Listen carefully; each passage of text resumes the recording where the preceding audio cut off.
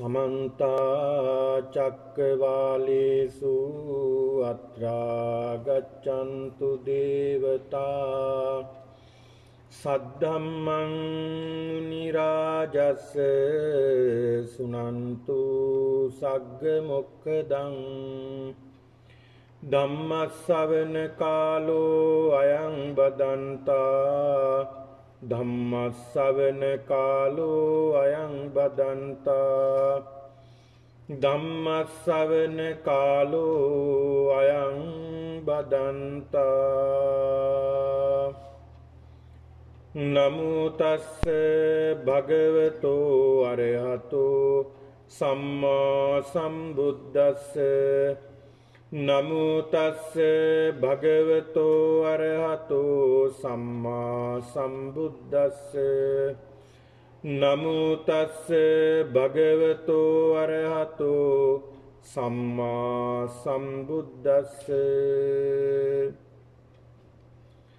अहं हि भोगोतम एवं वादी एवं दिट्ठि सब्बं मेन खमतीति यापि कोते ऐसा अग्गिवेशन दिट्ठि सब्बं मे खमतीति ऐसा पिते दिट्ठि न खमतीति ऐसा मे भोगोतम दिट्ठि खमेय तम्पस्सतादिशमेवा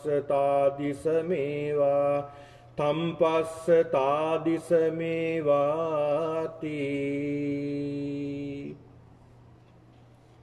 श्रद्धा गौरवनीय ලොකු ස්වාමීන් වහන්සේගෙන් අවසරයි ශ්‍රද්ධාවන්ත සත්පුරුෂ වාසනාවන්ත පින්නතුනි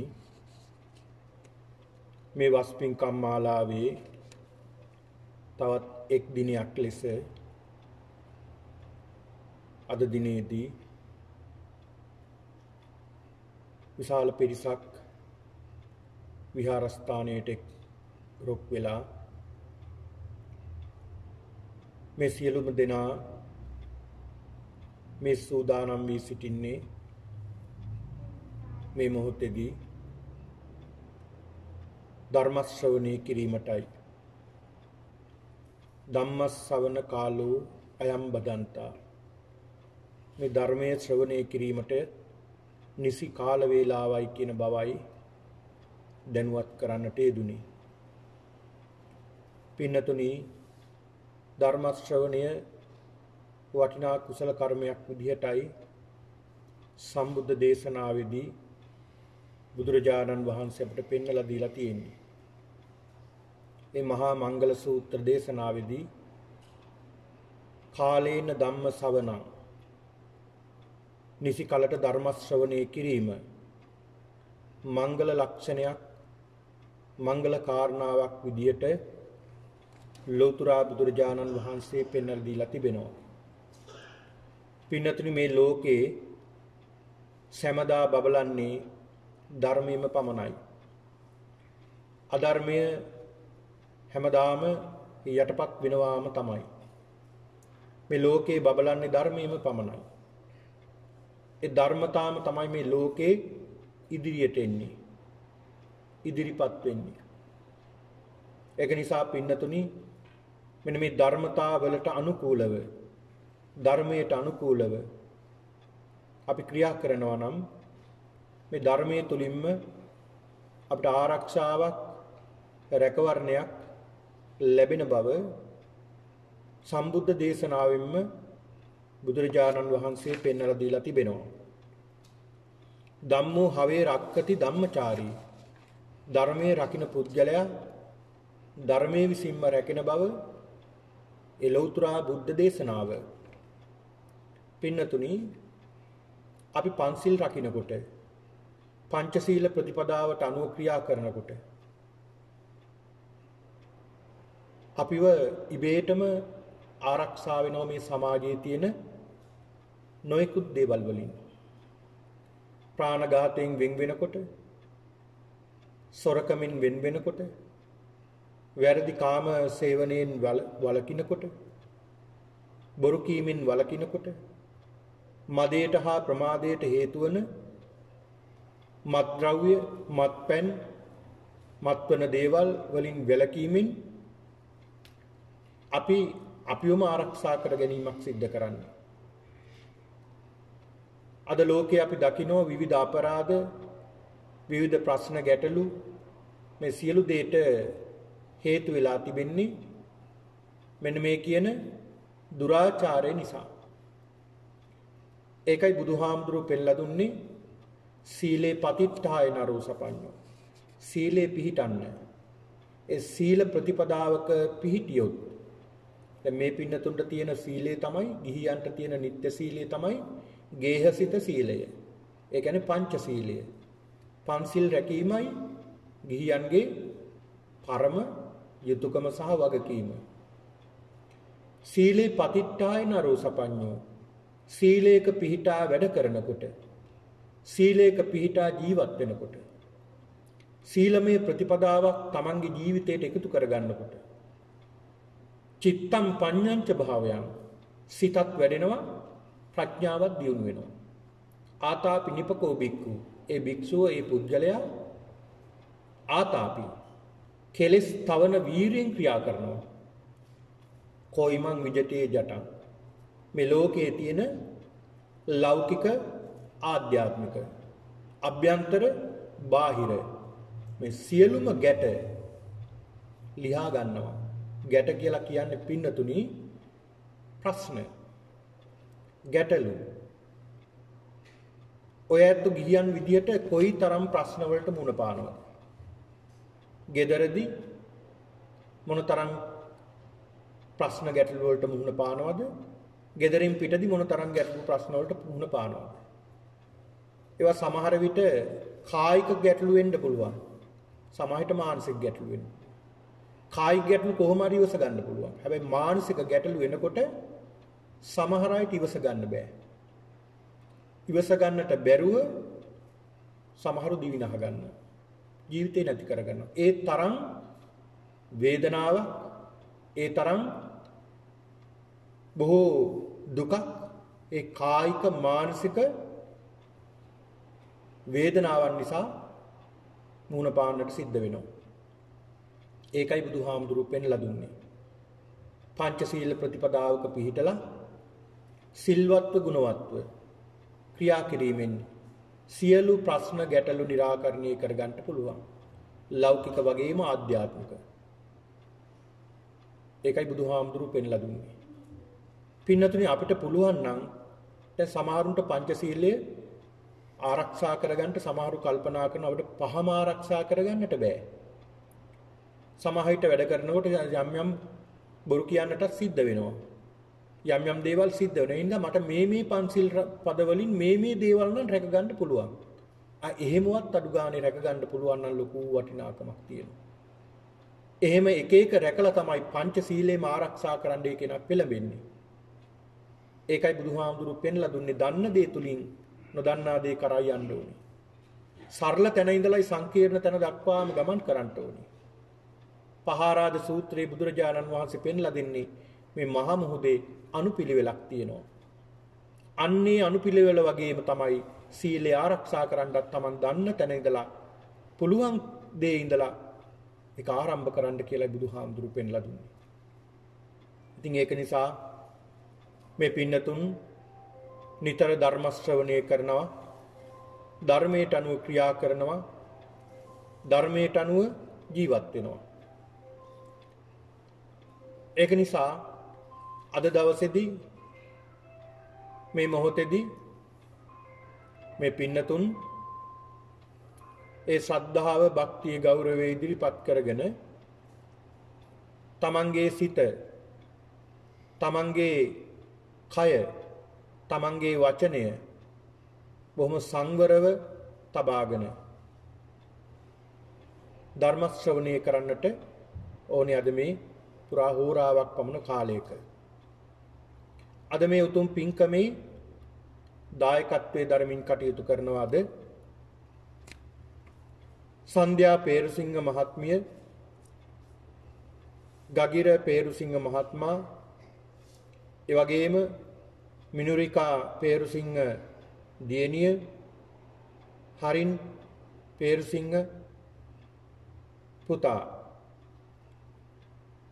ඒ පින්නතුන් අද මේ දායකත්වයේ දරමින් මේ උතුම් පින්කමට සම්බන්ධ වෙනවා. ඒ වගේම එයාගේ ආරාධනෙන් බොහෝ පිරිසක්, හිතවතුන් ඥාතීන් බොහෝ පිරිසක්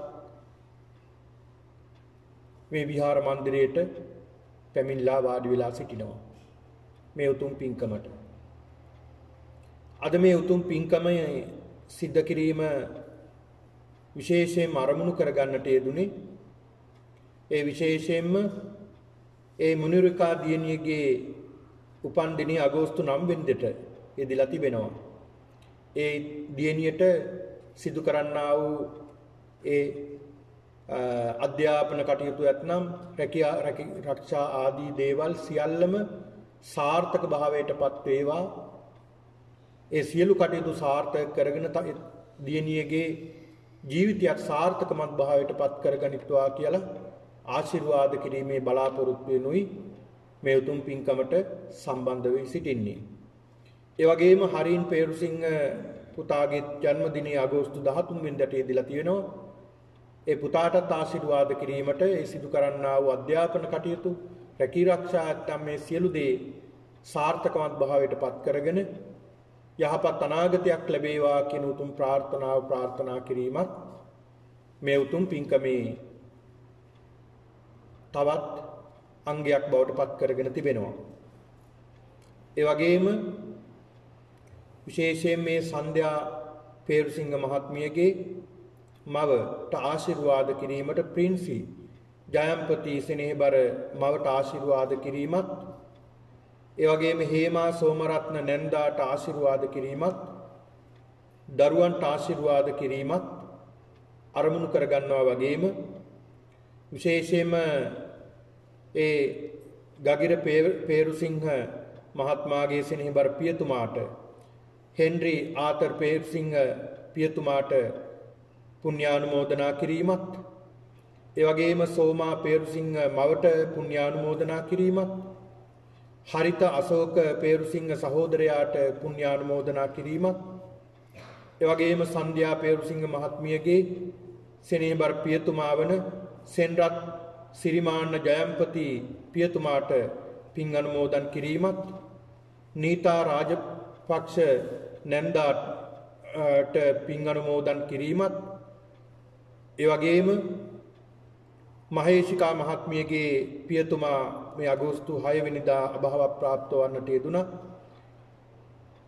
එතුමියගේ පියතුමා වන පියසේන රාජරත්න පියතුමාට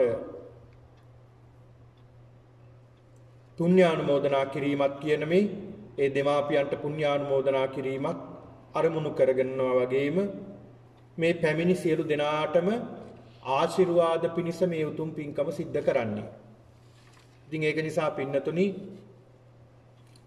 බොහෝ දෙනෙක් එකතු පාදා කරගෙන පින්කම් කිරීම ඉතාමත් වටිනවා. අපේ බෞද්ධ පින්නතුන් පින්කම් කරන්නේ තනියම නෙමෙයි. ඒ පින්කමට තව තවත් අය එකතු කරගන්නවා. එකතු කරගෙන තමයි ඒ පින්කම් සිද්ධ කරන්නේ. ඒක වටිනා කාරණාවක්. ඉතින් ඒක නිසා සිහිපත් කරගන්නට ඕනේ. මම පෙරත් සඳහන් කළා මුලින්, මේ ලෝකේ බබලන්නේ ධර්මයේම පමණයි. ධර්මතාවම පමණයි බබලන්නේ. පින්නතුනි, කොයිතරම් අධර්මයේ බබලෙන්න හැදුවත් සමහර විට අපිට පේනවා මේ අධර්මයේ තමයි මේ ලෝකේ රජ කරන්නේ කියලා. හැබැයි මේ අධර්මයේ පවා යට යන කාලයක් එනවා. නැති වෙන කාලයක් එනවා. ධර්මතාවම ජය ගන්නවා. ඒක නිසා අපි සිහිපත් කරගන්නට ඕනි. අද මේ ලෝකෙට අපිට සිදු වෙලා තිබෙන මේ ව්‍යසනය, සාල ව්‍යසනයක් සිද්ධ වෙලා තිබෙනවා. මේ සියලු ව්‍යසනයන් සිද්ධ වෙන්නට එකම හේතුව තමයි අපේ මේ මිනිස්සුන්ගේ තිබෙන තණ්හා දිට්ඨිමාන කියන මේ දේවල්. තෘෂ්ණාව නිසා, මිත්‍යා දෘෂ්ටික අදහස් නිසා, ඒ වගේම මිනිස්සු නැමෙන්නේ නැති නිසා. ඒකට කියනවා මානය කියලා. නැමෙන්නේ නැහෙනි මානය තියෙනකොට. තමන්ගේ මතේ එලිලා ඉන්නවා. ඒ තමන්ගේ මතේ එලිලා ඉන්න නිසා මහ විනාශයක් සිද්ධ වෙනවා. ඒක නිසා මේ ලෝකයේ ව්‍යසන වැඩි වෙනවා. මේ ලෝකේ යුද්ධ වැඩි වෙනවා. ඔය සඳහන් වෙනවා පින්නතුනි අග්ගඤ්ඤ සූත්‍රයේදී ආයුධ වර්ෂාව වහිනවා කියලා. දැන් මේකේ සඳහන් වෙන්නේ ආයුධ වර්ෂාව වහිනවා කියලා. එදා කාලේ අයට තේරෙන විදිහටයි බුදුහාමුදුරු පෙන්ලා දුන්නේ. දැන් රටවල යුද්ධය ඇති වෙනකොට පින්නතුනි ආයුධ වර්ෂා නෙමෙයිද වහින්නේ. වෙඩි පිට වෙඩි තියෙනවා. ඒ වගේම නොඑක් නවීන අවියායුධ වලින් සකස් කරන ලද බෝම්බ මේ දේවල් හරියට වැහි බින්දු වැටෙනවා වගේ වැටෙනවා. මිනිස්සු මැරෙනවා. රටවල් විනාශ වෙනවා. ඉතින් මෙන්න මේවා නිසා ලෝකේ විනාශ වෙනවා. ගින්න නිසා, ඒ වගේම ජලය නිසා, ඒ වගේම යුද්ධය නිසා, ඒ වගේම වසංගත නිසා. දැන් මේ වගේ වසංගතයක් එනකු දැන් බලන්න කී දෙනෙක් මේ ලෝකයේ මේ අවුරුදු එකමාර දෙක තුල මේ කොරෝනා වසංගතය කොවිඩ් නිසා මිනිස්සු මැරුණාද? දැන් මේ වගේ වසංගත ඉදිරියට එන්නේ නැහැ කියලා අපිට කියන්න පුළුවන්ද 100%? අපිට කියන්න බෑ. මේ වෛරසයේම නැවත නැවත ප්‍රභේද ඉදිරියට එනවා. ඒවා දරුණු වෙනවා. අපි ගන්න වැක්සින් එකටවත් ඒ වෛරසය අහන්න නැති තත්වයක් එනවා. ඉතින් මීට වඩා දරුණු ව්‍යසන ඉදිරියට එනවා. එතකොට අපි කරන්න ඕනේ මොකක්ද? එකම දේ තමයි ධර්මයට අනුව ජීවත් වෙන එක. ධර්මයට අනුව ජීවත් වෙන කෙනා කවදාවත් හානියක් වෙන්නේ නැහැ. මෙලෝ වශයෙන් උත් ආරක්ෂා වෙනවා, පරලෝක වශයෙන් උත් ආරක්ෂා වෙනවා. දෙලොවම ආරක්ෂා වෙනවා. ඒක නිසායි බුදුහාමුදුරුවෝ පෙන්ලා දුන්නේ ධර්මයට අනුව ජීවත් වෙන්න. ධර්මයට අනුවම කටයුතු කරන්න කියලා බුදුහාමුදුරුවෝ පෙන්ලා දුන්නේ. ඉතින් ඒක නිසා මෙන්න මේ කරුණු කාරණා ටිකත් හිතේ තබාගෙන මේ පින්නතුන් මේ මොහොතේ ධර්ම ශ්‍රවණය කරන්නට සූදානම් වෙන්න. පින්නතුනි අද මම ධර්ම මාතෘකාව වශයෙන් තබා ගත්තේ ඊටමත් වටිනා සූත්‍ර දේශනාවක්. මේ සූත්‍ර දේශනාව සඳහන් වෙන්නේ මජ්ක්‍ධිම නිකායේ. මජ්ක්‍ධිම නිකායේ තියෙන ඊටමත් වටිනා සූත්‍ර දේශනාවක් මේ දේශනාව. ඒ තමයි පින්නතුනි දීඝනක කියන සූත්‍ර දේශනාව.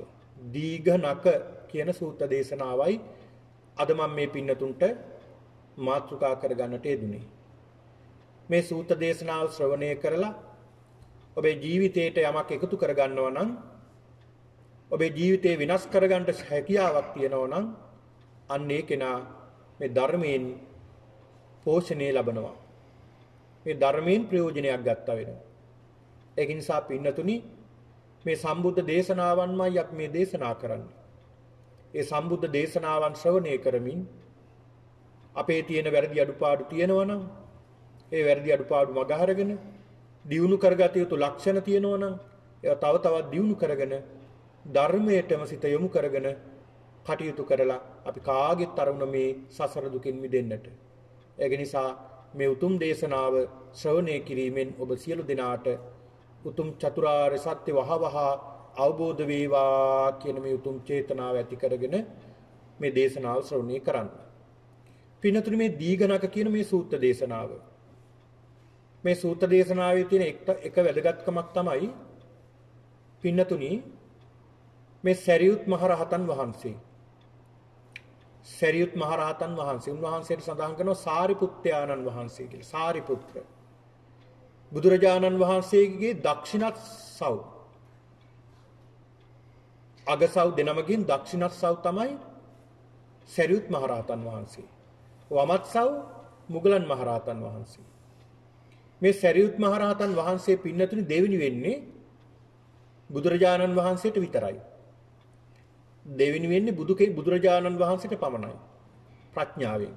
ඒ තරම් ප්‍රඥාවක් මේ සරියුත් මහරහතන් වහන්සේගේ තිබුණා පින්නතුනි. පිහිටලා ඒක පුණ්‍ය බලය නිසා පිහිටි එකක්.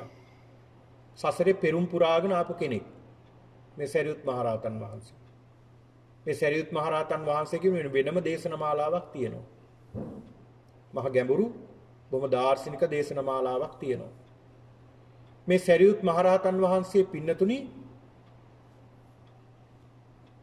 මේ සරියුත් මහරහතන් වහන්සේ ධර්ම සේනාධිපති කියලා සඳහන් වෙනවා. උන්වහන්සේගේ ප්‍රඥාව මොනතරම්ද කියලා සඳහන් වෙනවා. මහා වැස්සක් වහිනකොට ඒ වැස්සෙන් වැටෙන වැහි බින්දු ගානත් ඒ මොහොතේ ඇහුවොත් ඒ මොහොතේම කියන්න තරම් ප්‍රඥාවක් තියෙනවා කියලා සඳහන් වෙනවා. ඒක අපිට හිතා ගන්නවත් බෑ. අපි වගේ ප්‍රත්‍යඥයින්ට ඒවා හිතන්න බෑ. ඒක නිසායි බුදුහාමුදුරු දේශනා කළේ මේ විෂය හිතන්න යන්න එපා. බුදුරජාණන් වහන්සේ ගැන, ලෝකය ගැන, කර්මය ගැන ඒ විෂය ගැන හිතන්න යන්න එපා. මොකද අපේ ප්‍රඥාව ඒ තරම් නැහැ. එහෙම හිතාගෙන ගියාම අපි වැටෙනවා මිත්‍යා දෘෂ්ටියට. ඊට පස්සේ වැටෙනවා එහෙම වෙන්න පුළුවන්ද? එහෙම වෙන්න පුළුවන්ද කියලා අන්න මතයකට එනවා. එතකොට ඒක මිත්‍යා දෘෂ්ටියක් බවට පත් වෙනවා. බුදුරජාණන් වහන්සේ පවා සැක කරනවා. අන්න එතකොට වර්ධනය වෙන්නේ විචිකිච්ඡාව. සංයෝජන ධර්මයක් හදා ගන්නව වෙනවා. ඒක නිසායි බුදුහාමුදුරු වලක්වීමේ මේ කාරණා. ඒවා හිතන්න එපා.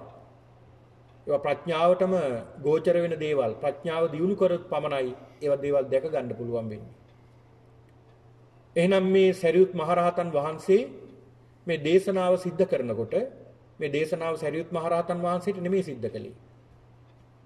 දීඝනක කියන මේ බ්‍රාහ්මණයාට මේ කෙනාට දීඝනක කියන මේ බ්‍රාහ්මණයාට තමයි මේ දේශනාව සිද්ධ කළේ. එයාටම කියන තවත් නමක් තමයි අග්ගිවෙස්සන කියලා. අග්ගිවෙස්සන කියලා සඳහන් වෙනවා.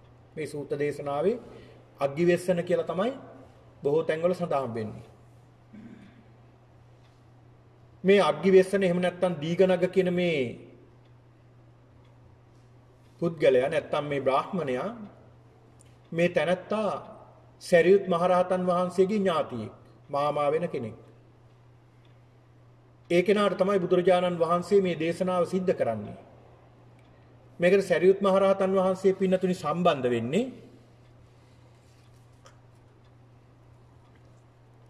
සරියුත් මහරහතන් වහන්සේ භාග්‍යතුන් වහන්සේට පවන් සලමින් හිටියේ.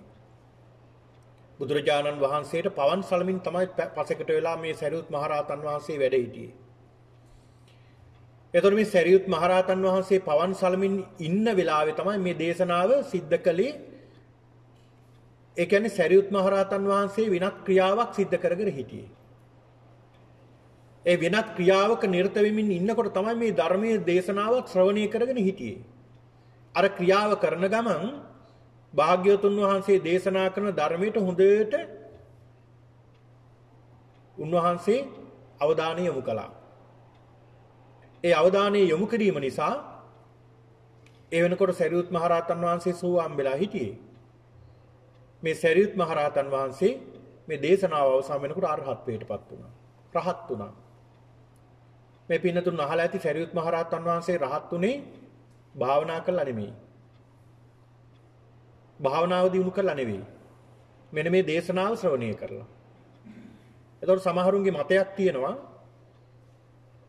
භාවනා කරන්න අවශ්‍ය නැහැ. බණ ඇහුවාම ඇති නිවන් දකින්න. බණ අහලත් නිවන් දකින්නට පුළුවන් භාවනා කරන්න අවශ්‍යම නැහැ කියලා. එතකොට ඒකත් මතයක් නේ. දැන් සමහරු එහෙම කියනවා අපිට. අපි අහලත් තියෙන නොඑක් මතක් පැතිරෙනවා. සමහරු සඳහන් කරනවා බණ අහන්න ඕනේ නැහැ. භාවනා කළාම ඇති. භාවනා කළාම ඇති. භාවනාවෙන් විතරක් නිවන් දකින්න පුළුවන් කියලා. එතකොට ඒකත් මොකද්ද? ඒකත් මතයක්. සමහරු කියනවා නෑ දන් දුන්නාම ඇති. අනිත් දේවල් අවශ්‍ය නැහැ. කියලා සමහරු සඳහන් කරනවා. සමහරු සඳහන් කරනවා නෑ දන් දෙන්න ඕනේ නැහැ. දානය කියන එක වැඩක් නැහැ. සීලය කියන එක වැඩක් නැහැ. භාවනාව විතරයි. මේ විදිහට මත තියෙනෝනේ. පින්නතුනේ ඔය සියල්ලම අවශ්‍ය බව බුදුහාමුදුරු පෙන්ලා දුන්නේ ප්‍රඥාව දිනු වෙන්නේ. ඇයි එහෙම බුදුහාමුදුරු මේ කරුණු කාරණා ගණනාවක් දේශනා කළේ? දන් දෙන්න, සීල් රකින්න, භාවනා කරන්න, ධර්ම ශ්‍රවණය කරන්න, ධර්ම සාකච්ඡා කරන්න. ඇයි මෙහෙම බුදුරජාණන් වහන්සේ ක්‍රම ගණනාවක් පෙන්වලා දුන්නේ? පින්නතුනි මෙන්න මෙහෙම කාරණාවක් බුදුහාමුදුරුවෝ දේශනා කරනවා නානත්ත් කාය නානත්ත් සංඥා. නානත්ත් කාය නානත්ත් සංඥා කියලා සඳහන් කළේ ඒ අයගේ කය වෙනස් ප්‍රඥාව වෙනස්. දැන් මෙතන ඉන්නවා නම් 50ක් මේ 50 දෙනාම විවිධයි. අපි එක්කනාට එක්කනා විවිධයි. අපි එක්කනාට එක්කනාගේ තියෙන ප්‍රඥාව විවිධයි. මේ එක්කනාට එක්කනාට තියෙන හැකියාවන් විවිධයි. ඒක තමයි හැටි. ඒක නිසා බුදුරජාණන් වහන්සේ පෙන්ලා දෙනු මේ ප්‍රඥාව වර්ධනය කරගන්න එක එක්කනාට එක එක ක්‍රම භාවිතා කරනවා. කෙනෙක් දන් දීලා තෘෂ්ණාව නැති කරගන්න උත්සාහ කරනවා. තව කෙනෙක් සිල් රැකලා මේ ක්ලේශයන් යටපත් කරගන්න උත්සාහ කරනවා.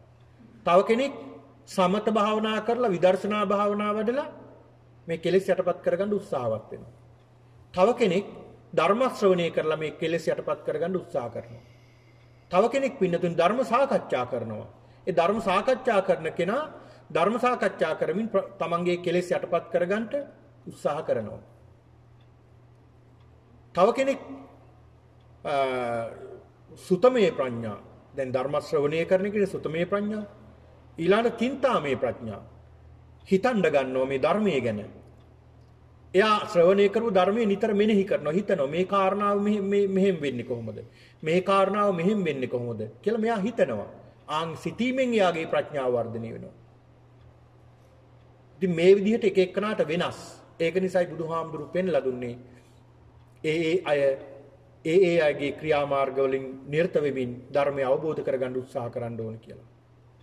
එතකොට මේ සරියුත් මහරහතන් වහන්සේ මෙන්න මේ දේශනාව අවසන් වෙනකොට වෙනත් ක්‍රියාවක් සිද්ධ කර කර හිටියත් මේ ධර්මයේ ශ්‍රවණය කළා ඉතාමත් හොඳට අවධානයෙන් යුක්ත උන්වහන්සේ මේ ධර්ම ශ්‍රවණය අවසන් වෙනකොට සරියුත් හාමුදුරුවෝ අරහත්ත්වයටපත් වුණා. මේ දීඝනක කියන පරිබ්‍රාජකයා මේ බ්‍රාහ්මණයා සෝවාන් වුණා. මේ දේශනාව අවසන් වෙනකොට. අද බලමු මේ සූත්‍ර දේශනාවේ මොනවද දේශනා කළා තියෙන්නේ බුදුරජාණන් වහන්සේ. පින්නතුනි එදා ලෞතර බුදුරජාණන් වහන්සේ භාග්‍යතුන් වහන්සේ වැඩ සිටියේ රජගහ නුවර. රජගහ නුවර තියෙන පින්නතුනි විශාල පර්වතයක්. ඒ පර්වතයේ වට වෙලා තියෙනවා තවත් පර්වත කීපයකින්. වේපුල්ල, වේබාර, ඉසිගිලි, පාණ්ඩව, ඒ වගේම ගිජ්ජකූට කියන මේ පර්වත වලින් වට වෙලා තියෙනවා. මේ ගිජ්ජකූට කියන පර්වතය පින්නතින ඔබ දකින්නට ඇති මේ ගිජ්ජකූට පර්වතයේ ළඟට ගියාම මේකේ නම තියෙන්නේ ගිජ්ජකූට. හරියට ගිජුලිහිණියෙක් වගේ තමයි මේ පර්වතයේ පිහිටලා තියෙන්නේ. එතෙන්ට ගියාම ඔබ දකින්න ඔබට හැකියාව ලැබෙයි. හරියට ගිජුලිහිණියෙක් පියාපත් විහිදාගෙන ඉන්නා වගේ ඒ ස්වරූපේම තියෙන ගල් පර්වතයක් පිහිටලා තියෙනවා. ඒක නිසායි ගිජ්ජකූට පර්වතය කියලා සඳහන් කරන්නේ. මේ ගිජ්ජකූට පර්වතයේ පින්නතුණි භාග්‍යතුන් වහන්සේ බොහෝ කාලයක් වැඩ හිටියා මේ ස්ථානයේ.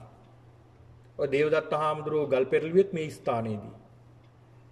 ඒ වගේම තමයි මේ අසලම තමයි ඒ බිම්බිසාර මහරජතුමත්ගේ රාජ්‍යයක් තිබුණේ. ඒ සිරකුටියක් තිබුණේ. එතකොට පින්නතුණි මේ ගිජ්ජකූට කියන පර්වතයේ තියෙනවා ගල් ගුහා තියෙනවා. ඒකට කියනවා ලෙන් කියලා. එක ලෙනක් තියෙනවා එක එක නම් වලින් ලෙන් සඳහන් වෙනවා. එක ලෙනක් තියෙනවා පින්නතුණි සූකරකත් කියලා ලෙනක්. සූකරකත. සූකර කියන්නේ ඌරට කියන නමක්. ඌරන් විසින් හාරන ලද ලෙනක් තියෙනවා. ඒකට නම පට බැඳුනේ සූකරකත කියලා. ඌරු හාරලා ඒක ලෙනක් බවට පත් වෙලා. ඒක තමයි භාග්‍යතුන් වහන්සේ වැඩ හිටියේ මේ මොහොතේදී. මේ සූකරකත් කියන ලෙනේ වැඩ ඉන්න මොහොතේදී එක්තරා පුද්ගලයෙක් කෙනා බුදුරජාණන් වහන්සේ හම්බ වෙන්න. ඒ තමයි මේ දීඝනක කියන මේ බ්‍රාහ්මණයා. දීඝනක කියන බ්‍රාහ්මණය ඇවිල්ලා ඒ බුදුරජාණන් වහන්සේ ළඟට වන්දනා කරලා බුදුරජාණන් වහන්සේ ළඟ වාඩි වෙලා පසකින් මේ මොහොතේ සරියුත් මහරහතන් වහන්සේ සරියුත් හාමුදුරුවෝ හිටියේ පවන් සලමින් බුදුරජාණන් වහන්සේට. එතකොට මේ දීඝනක කියන මේ බ්‍රාහ්මණයා බුදුරජාණන් වහන්සේගෙන් ඇවිල්ලා ආගිය තොරතුරු අහනවා. එහෙම තමයි ධර්ම ශ්‍රවණය කරන්න පෙර බුදුරජාණන් වහන්සේ සහ ඒ ධර්ම ශ්‍රවණය කරන්න එන කෙනා අතර සුළු වේලාවක් ආගිය තොරතුරු සලා විමසන කොහොමද කොහින්දලා දාවේ දැන් කොහොමද මොකද මේ කරන්නේ එහෙමනේ අපි සඳහන් දැන් කෙනෙක් අපේ ගෙදරට ආවොත් අපි එකපාරට මොකටද ආවි කියලා අපි අහන්නේ නැන්නේ එන කෙනා අහන්නෙත් නැහැ ගෙදර කෙනා අහන්නෙත් නැහැ ඉස්ලාම කොහොමද කියලා හඳුනගෙන කතා බහ කරලා තොරතුරු අහලා ඊට පස්සේ තමයි කියන්නේ දෙවනුව මම මේ අහවල් දෙයටයි ආවේ කියලා. මේ විදිහට සංවාදයක් ඇති වුණා. ඒ ආගිය තොරතුරු කතා කරලා බුදුරජාණන් වහන්සේට සඳහන් කරනවා මේ දීගණක කියන බ්‍රහ්මණා. ස්වාමීනි භාග්‍යතුන් වහන්සේ මට මෙන්න මෙහෙම දෘෂ්ටියක් තියෙනවා. මට මෙන්න මෙහෙම මතයක් තියෙනවා. මොකක්ද මේ මතය? මම වනාහි සියල්ලට රුචි නොවේ කියන මතයක් තියෙනවා. මම කිසි දෙයකට කැමති නැහැ. කිසිම මතයකට කැමති නැහැ. කිසිම දෘෂ්ටියකට කැමති නැහැ කියලා මට තියෙනවා මතයක් තියෙනවා එහෙම එකක්. එහෙම දෘෂ්ටියක් තියෙනවා මට. ඔන්න බලන්න මතයක් දෘෂ්ටියක් අපිට තියෙනවනේ මත. විවිධ මත තියෙනවා. ලෝකයේ ගැන ධර්මයේ ගැන විවිධ මත අපි දරනවානේ. ඉතින් මේ වගේ දැන් මේ අග්ගිවැස්සන එහෙම නැත්නම් දීගණක කියන මේ බමුණ සඳහන් කරනවා ස්වාමීනි මට මම වනාහි සියල්ලට රුචි නොවේ කියලා දෘෂ්ටියක් තියෙනවා දෘෂ්ටි. එහෙම දෘෂ්ටියක් තියෙනවා කියලා සඳහන් කරනවා. සියල්ලටම මම කිසිම දෙයකට කැමති නැහැ. මම වනාහි සියල්ලටම රුචි නොවේ. කිසිම දෘෂ්ටියකට මම කැමති නැහැ. කිසිම මතයකට මම කැමති නැහැ කියලා මට දැඩිව දෘෂ්ටියක් තියෙනවා කියලා සඳහන් කරනවා. ඊළඟ බුදුරජාණන් වහන්සේ සඳහන් කරනවා අග්ගිවැස්සන දැන් ඔබ සඳහන් කළා ඔබ සියල්ලටම රුචි නැහැ. කිසිම දෘෂ්ටියකට කැමති නැහැ. සියල්ලටම රුචි නැහැ කියලා අදහසක් තියෙනවා කියලා සඳහන් කළානේ. එහෙම දෘෂ්ටියක් තියෙනවා කියලා. ඒතර දෘෂ්ටියට කැමති නේ කියලා සඳහන් වෙනවා. බලන්න බුදුරජාණන් වහන්සේ ප්‍රශ්න කරන හැටි. දැන් මේ බමුණ සඳහන් කළේ කිසිම දෘෂ්ටියකට මම කැමති නැහැ කියලා මට මතයක් තියෙනවා. කැමති නැහැ කියන එකම එතකොට මොකද්ද වෙන්නේ? ඒකත් දෘෂ්ටියක්. ඒකත් දෘෂ්ටියක් බවට පත් වෙනවා. අන්න බලන්න. බුදුරජාණන් වහන්සේ ඒකම ප්‍රශ්න කරනවා. එතකොට ඒකම දෘෂ්ටියක් තියෙනවා කියලා මතයකට එනවා. ඊළඟ සඳහන් කරනවා ස්වාමීනි එහෙම කිව්වට මම මේ සියල්ලටම කැමති නැහැ කියලා මට දෘෂ්ටියක් තියෙනවා. මම කිසිම මතයකට කැමති නැහැ. මම කිසිම මතයකට කැමති නැහැ කියලා සඳහන් කරනවා. දැන් එහෙම මත තියෙනෝනේ. දැන් අපිට තියෙනවා ඉස්තර පිටතට තිබුණා. දැන් මේ මෙතන විස්තර වෙනවා මේ කාර්මයේ දේශනාවෙත් ශාස්ත්‍ර දෘෂ්ටි, උච්ඡේද දෘෂ්ටි කියලා. ඒ කියන්නේ දෙසටක් මිත්‍යා දෘෂ්ටික ආගම් තිබුණා. මේවා කොටස් දෙකකට බෙදුවාම එකක් ශාස්ත්‍රතයි එකක් උච්ඡේදයි. ශාස්ත්‍රත කියලා කියන්නේ ආත්මයක් තියෙනවා.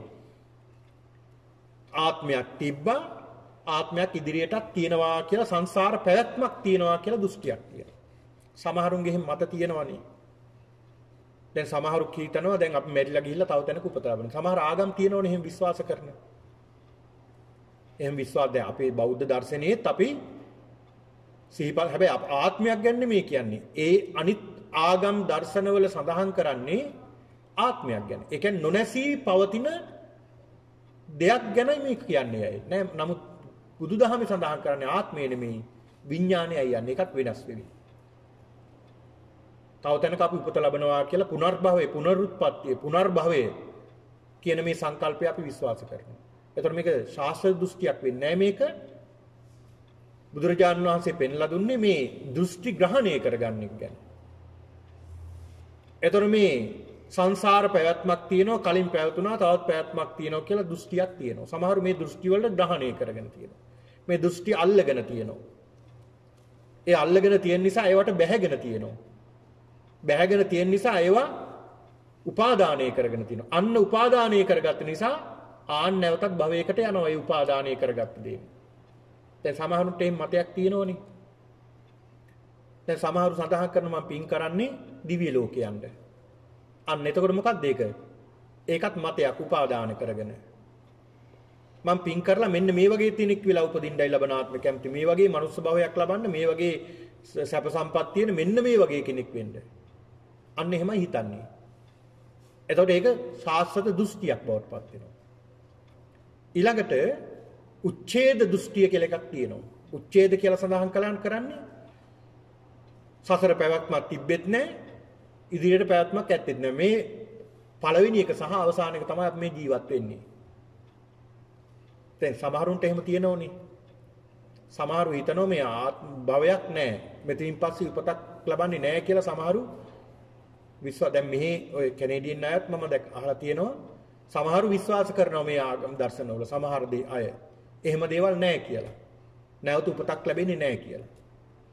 ඒතර ඒ අය හිතනවා එහෙනම් අපි ඉන්න තරම් සැප සම්පත් විඳින්න ඕන, කන්න ඕනේ, බොන්න ඕනේ, හොඳට ජීවත් වෙන්න ඕනේ. මේක පළවෙනි ආත්මය සහ අවසාන ආත්මය. මෙතනින් එහා දෙයක් නැහැ කියලා අන්න ඒ අය අල්ල ගන්නවා දෘෂ්ටිය. ඒ අල්ලගත්තාම ඒ අයට ඒක ඒ මතේ දුරු කරන්න පුළුවන්ද? දුරු කරන්න බෑ, අමාරුයි. අන්න ඒක නිසා බුදුරජාණන් වහන්සේ පෙන්ලා දෙනවා මෙන්න මේ දෘෂ්ටි ග්‍රහණයේ තියෙන භයානකකම. දෘෂ්ටි ග්‍රහණයේ තියෙන භයානකකම බුදුරජාණන් වහන්සේ පෙන්ලා දෙනවා. මේ දෘෂ්ටි ග්‍රහණය කරගන්නවා කියන්නේ පින්නතුනි තව තවත් මොකද වෙන්නේ? තව තවත් අපි මේ බන්ධනයට බැඳෙන එක මිසක් මේකෙන් ගැලවෙන්නේ නැහැ. බුදුරජාණන් වහන්සේ පෙන්ලා දෙනවා පින්නතුනි මේ දෘෂ්ටි තුනක් පිළිබඳව.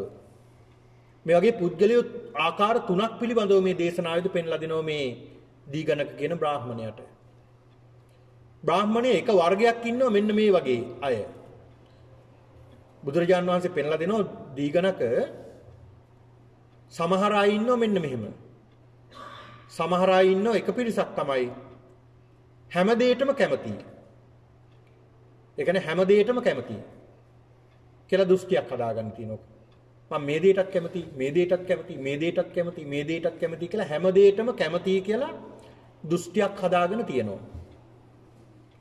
ඒ වගේම තව පිරිසක් ඉන්නවා මේ දෘෂ්ටි හදාගෙන තියෙනවා මම හැම දෙයකටම කැමති නෑ. කලින් හැම දෙයකටම කැමති කියලා දෘෂ්ටියක් ආවා. දෙවෙනි දෘෂ්ටියක් හැදුනා මොකක්ද? මම හැම දෙයකටම කැමති නෑ. තුන්වෙනි දෘෂ්ටියක් හදා ගන්නව පුද්ගලයේ ඒක තමයි මම සමහර දේවල් වලට කැමති, සමහර දේවල් වලට කැමති නෑ. ඒක කොහොමද වෙන්නේ? දැන් සමහර තියෙනෝනේ තමන්ගේ මත, දෘෂ්ටි තියෙනෝනේ.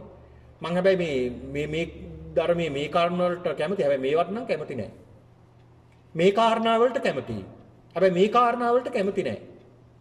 දැන් ඔය ධර්ම ශ්‍රවණය කරනකොට සමහරු හිතනෝනේ එහෙම. ඔහොම දේවල් වෙන්න පුළුවන්ද? ඔහොම දේවල් වෙලා තියෙනවද? මේ කාරණා නම් වෙන්න පුළුවන්. හැබැයි මේ කාරණා අපිට විශ්වාස කරන්න බෑ. එහෙම මත හදා ගන්නෝනේ. එහෙම විවිධ මත හදා ගන්නවා. අන්න එහෙම පුද්ගලයේ ආකාර තුනක් තමයි බුදුහාමුදුරු පෙන්ලා දුන්නේ. ඒතර බුදුරජාණන් වහන්සේ පෙන්ලා දෙනවා හැම දෙයකටම කැමති. හැම දෙයකටම කැමති කියන මේ පළවෙනි පිරිස. ඒ පළවෙනි පුද්ගලයා වැටෙන්නේ මොකේදද? ශාස්ත්‍රවාදයට. ඒ කියන්නේ සසර පැවැත්මට තමයි වැටෙන්නේ. හැම දෙයකටම කැමති. එතකොට මේ පුද්ගලයා ඒ හැම දෙයකටම කැමති කියන එක ඇතුලේ තියෙනවා පින්නතුනි. ඒ කෙනා තණ්හාවට කැමතිද අකමැතිද? තණ්හාවට කැමතියි. ඒ හැම දෙයකටම කැමතිනේ යා. එතකොට එයා තුල වර්ධනය වෙන්නේ මොකක්ද? තෘෂ්ණාව. තෘෂ්ණාව තමයි වර්ධනය වෙන්නේ. තණ්හාව තමයි ඇති වෙන්නේ. මම මේ දෙයටත් කැමතියි. කැමතියි කියනකොටම අභ්‍යන්තරයෙන් ඇති වෙන්නේ මොකක්ද? තෘෂ්ණාව. තෘෂ්ණාව තමයි අභ්‍යන්තරයෙන් ඇති වෙන්නේ. එයාගේ වර්ධනය වෙන්නේ තෘෂ්ණාව. හැම දෙයකටම කැමතියි කියන එක. එතකොට එයාට ධර්මයට එන්න පුළුවන්ද බැයිද? එයාට ධර්මයට එන්න බෑ. එයාට ධර්මයට එන්න බෑ. එයාට හරි අපහසුයි ධර්මයට එන්න. මොකද හැම දෙයකටම කැමතිනේ. ඒට වර්ධනය වෙන්නේ තෘෂ්ණාව. මම මේ දෙයටත් කැමතියි. මේ දෙයටත් කැමතියි. මේ දෙයටත් කැමතියි. පන්සලටත් යනවා, දේවාලටත් යනවා, කෝවිලටත් යනවා. ඔය වගේ නොයෙක් කටයුතු සිද්ධ කරනෝනේ. ආහාරය හොඳයි කියනකොට එහෙට යනවා. නෑ එහෙ හොඳ නෑ මෙහෙ හොඳයි කියනකොට එහෙට යනවා. ඒ හැම දෙයකටම එයා කැමතියි. එතකොට එයාගේ වර්ධනය වෙන්නේ මොකද්ද? තෘෂ්ණාව. තණ්හා, දිට්ඨි, මාන තමයි වර්ධනය වෙන්නේ. එතකොට එයාට විමුක්තියක් ලබන්න අපහසුයි. විමුක්තියක් ලබන්න අපහසුයි. ඊළඟ දෙවෙනි පිරිස. දෙවෙනි පිරිස පින්නතුනි හැම දෙයකටම කැමති නැහැ. හැම දෙයකටම යා කැමති නැහැ. හැම දෙයකටම යා අකමැති. ඒතර ඒක උච්ඡේද දෘෂ්ටියක්. හැබැයි බුදුරජාණන් වහන්සේ පෙන්ලා දෙනවා එයාට සසරේ දුක නිමා කරන්න පහසුවෙන් පුළුවන්. ධර්මයට එන්න පුළුවන් කියලා. ඇයි හැම දෙයකටම කැමති නැහෙනි? ඒ හැම දෙයකටම කැමති නැති කෙනාට ධර්මයට එන්න හරි පහසුවක් තියෙනවා. දැන් මේ කාරණාව කියනකොට පින්නතුනි දීඝනකට සතුටු හිතෙනවා. බුදුරජාන් වහන්සේ මගේ දෘෂ්ටිය අගය කරනවා නේද කියලා. එහෙම සඳහන් කළා. ඊළඟ බුදුරජාන් වහන්සේ පෙන්ලා දෙනවා පින්නතුනි තුන්වෙනි පිරිස. තුන්වෙනි පිරිස සමහර දේවල් වලට කැමති, සමහර දේවල් වලට කැමති නැහැ. සමහර දේවල් වලට අපි කැමතියි කියලා කියනෝනේ දෘෂ්ටි වලට. සමහර දේවල් වලට කැමති නැහැ. එතකොට පින්නතුනි මෙන්න මේ කෙනාටත් හරි අපහසුයි ධර්මයට එන්න. ඊළඟ බුදුරජාණන් වහන්සේ පෙන්ලා දෙනවා මෙන්න මේ කියන මත අපි ගාව නැද්ද? අපි ගාව තියෙනවා. ඕනි තරම් මේ වගේ මත තියෙනවා. ඕනි තරම් මත තියෙනවනේ. දැන් ධර්මය ගැන හිතලා බලමුකෝ අපි. මේ හාමුදුරුවෝ කියන ධර්මයට අපි කැමතියි. මේ හාමුදුරුවෝ කියන ධර්මයට නම් කැමති නැහැ. එතකොට ඒක මතයක් නෙමෙයිද? ඒක මතයක්. අර හාමුදුරුවෝ හොඳට කියනවා මේ හාමුදුරුවෝ හොඳට කියන්නේ. එතකොට ඒක මතයක් නෙමෙයිද? ඒක මතයක්. එතකොට එකම මතයක තමයි අපි එල්ලලා ඉන්නේ. එතකොට ධර්මයක් අල්ලගෙන නෙමෙයිද? ධර්මයක් අල්ලගෙන. ඒ ධර්මයක් අල්ලගෙන කියන එක නෙමෙයි කියන්නේ. හැබැයි බුදුරජාණන් වහන්සේ පෙන්ලා දෙන දැන් පින්නතුනි අපි දැන් මේකත් අල්ල ගැනීමක් තමයි. මේකත් අල්ල ගැනීමක් නෙමෙයි. එහෙම බලනකොට මේකත් අල්ල ගැනීමක් නේ. ධර්මය අපි අල්ලගන්නේ නැද්ද? භාවනාව අල්ලගන්නේ නැද්ද? දානය අල්ලගන්නේ නැද්ද? සීලය අල්ලගන්නේ නැද්ද? භාවනාව අල්ලගන්නේ නැද්ද? මේ දේවල් අපි අල්ලගෙන තියෙන්නේ. අල්ලගෙන තියෙන්නේ. මේ ප්‍රශ්නේ ඇහුවා. කාගෙන්ද ඇහුවේ? පින්නතුනි මිලින්ද ප්‍රශ්නේදී මිලිදු රයිතුමා නාගසේන හාමුදුරන්ගෙන් ඇහුවේ මේ ප්‍රශ්නේ. මේම ගැටලුවක් ඇහුවා. නාගසේන හාමුදුරුවන්ගේ. දැන් ඇත්තටම අපි අල්ල ගැනීම අතහරින්නනේ අපිට පුරුදු කරලා තියෙන්නේ. බුදුහාමුදුරු පෙන්නලා දෙන්නේ අතහරින්න කියලා. එහෙනම් අපි මේව අල්ලගෙනනේ. ධර්මයත් අල්ලගෙන, දානයත් අල්ලගෙන, සීලයත් අල්ලගෙන, භාවනාවත් අල්ලගෙන. එතකොට මේවත් අල්ල ගැනීමන්නේ තෘෂ්ණාවක් නේ ඇති වෙන්නේ කියලා කෙනෙකුට ඒකතනත් මතයක් ඇති වෙන්නේ නැද්ද? ආන් එතනත් මතයක් මත වෙනවා එතකොට. මේකට හොඳ උත්තරයක් මේ දෙනවා නාගසේන හාමුදුරුවෝ. එතකොට මේ අල්ල ගැනීම කොහාටද? මේ අල්ල ගැනීම අතහැරීම සඳහානේ. මේ අල්ල ගැනීම අපි කරන්නේ මොකටද? අතහැරීම පුරුදු කරන්නයි අපි මේ අල්ලගන්නේ. ඒ අතහැරන තැනට ගියාම මේ අල්ල ගැනීමත් නැති වෙනවා. එතකොට සියල්ලම නැහැ එතන. ඔන්න බලන්න දැන් භාවනා දැන් ස්වාමින් වහන්සේලා බුදුහාමුදුරන් කාලේ රහත් වෙන්න මොන තරම් ව්‍යායාමයක් කළාද? මේ භාවනාව පවා උන්වහන්සේලා දිනු කළා. සමහර විට උන්වහන්සේලා නිදාගන්නේ නැහැ. දින ගණන් නිදාගන්නේ නැහැ. සති ගණන් මාස ගණන් නිදාගන්නේ නැහැ.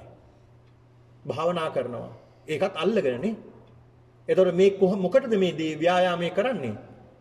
අතෙන්ට යන්න. එතෙන්ට ගියාම එතන අල්ල ගැනීමක් නැහැ. ඒ ව්‍යායාමයේ කරන්නේ එතෙන්ට යන්න. හැබැයි අපි අනිත් පැත්තෙන් ව්‍යායාම කරන්නේ තෘෂ්ණාව ඇති වෙන්න නැති වෙන්නද? තෘෂ්ණාව ඇති කරගන්න. දැන් අපි ව්‍යායාම කරන්නේ තෘෂ්ණාව නැති කරගන්න මේ. ඒකට තමයි අපි මේ ව්‍යායාම කරන්නේ. ඒක නිසා බුදුහාමුදුරු පෙන්ලා දෙනවා මෙන්න මෙහෙම කියන මත. මෙහෙම මත අපි ගාව තියෙනවා. මේ මත අපි ගාව තබා ගැනීමෙන් මොකද වෙන්නේ? දැන් මේ පළවෙනි පිරිස දැන් මෙතන සඳහන් වෙනවා හැම දෙයකටම කැමතියි කියලා සඳහන් වෙනවා. එතකොට හැම දෙයකටම කැමතියි කියන කෙනාගේ වර්ධනය වෙන්නේ මොනවද? සංරාගයේ වර්ධනය වෙනවා. රාගයේ වර්ධනය වෙනෝනේ. රාගේ නැති වෙන්නේ. රාගය කියන්නේ කැමැත්තනේ. රාගය තුළ තෘෂ්ණාව තියෙනෝනේ. ඒකනේ වර්ධනය වෙන්නේ. ඊළඟට මොනවද වර්ධනය වෙන්නේ? සංයෝජනය. සංයෝජනය කියන්නේ අර ගත්ත දෘෂ්ටියට බහින්නේ නැද්ද අපි? ඒ දෘෂ්ටියට බහිනවා. අපි උදාහරණයක් කල්පනා කළොත් මෙහෙම. අපි හිතමුකෝ මෙහෙම දෘෂ්ටියක්. අපි හිතමු කෙනෙක් හිතනවා මෙහෙම. කෙනෙක් හිතනවා අපි හිතමු භාවනා කරලම තමයි නිවන් දකින්න පුළුවන් කියලා කෙනෙක්ගේ දෘෂ්ටියක් තියෙනවා. තව පිරිසක් ඉන්නෝ නෑ නෑ භාවනා කරන්න ඕනේ නෑ.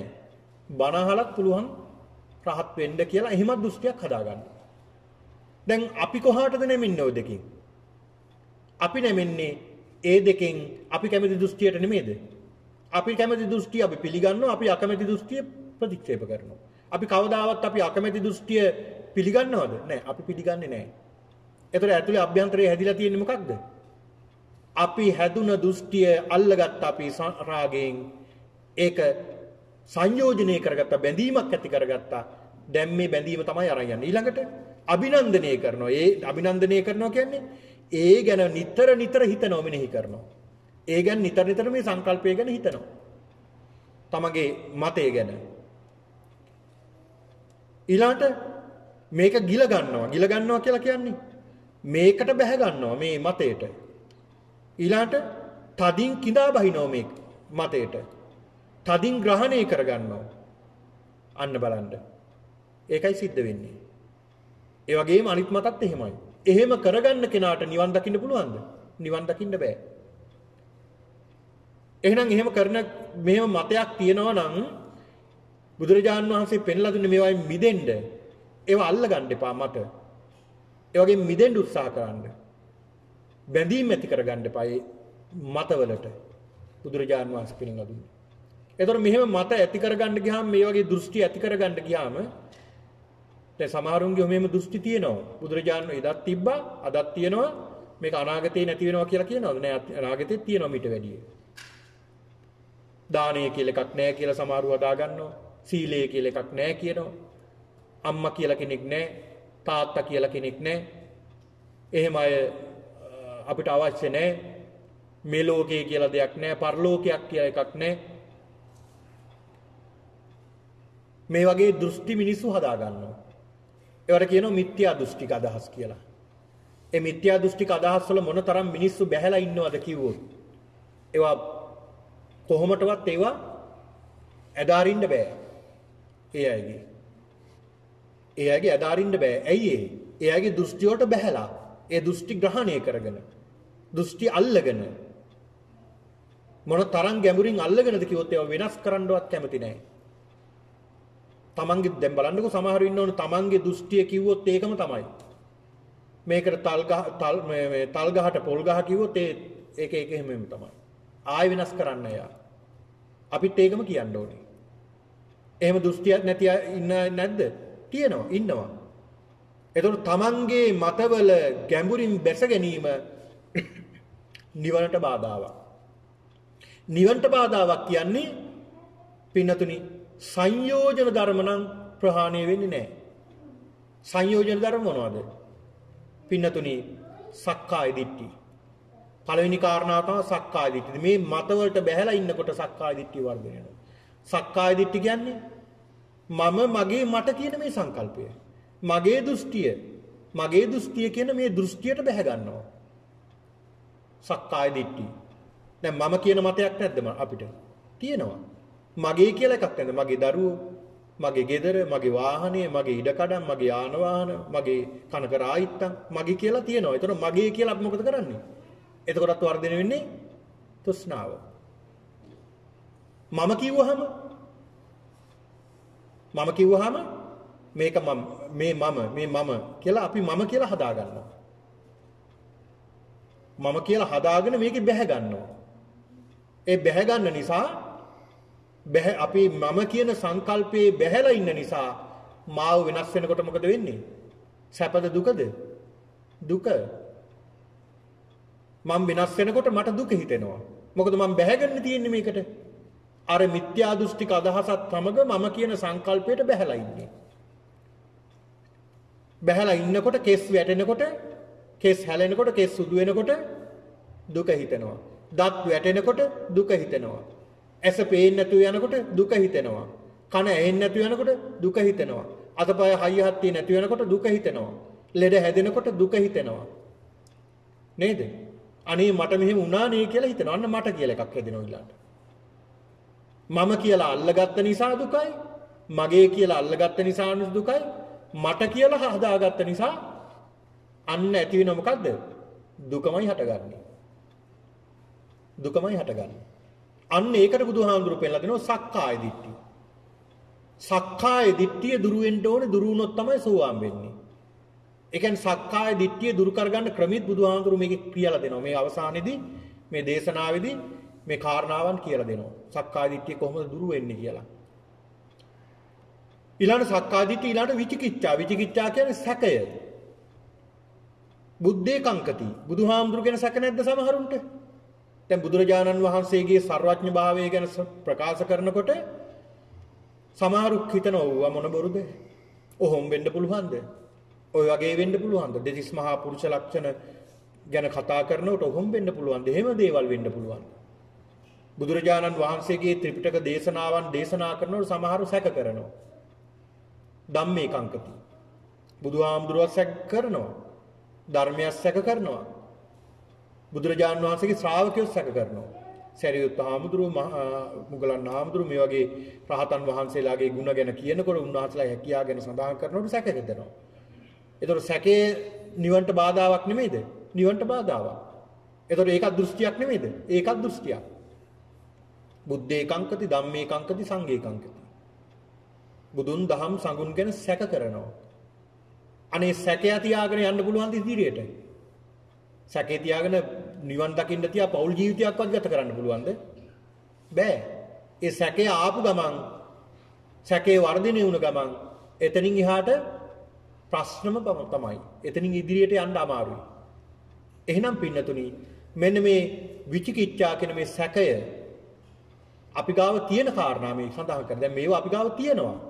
මේ සංයෝජන 10ම අපි ගාව තියෙනවා. ඒ 10 නැත්තම් අපි rahat වෙලා ඉන්න ඕනේ. නැත්තම් එකක් දෙකක් තුනක් නැත්තම් අපි අඩු ගානේ ආර්ය භාවයටවත් පැමිණලා ඉන්න ඕනේ.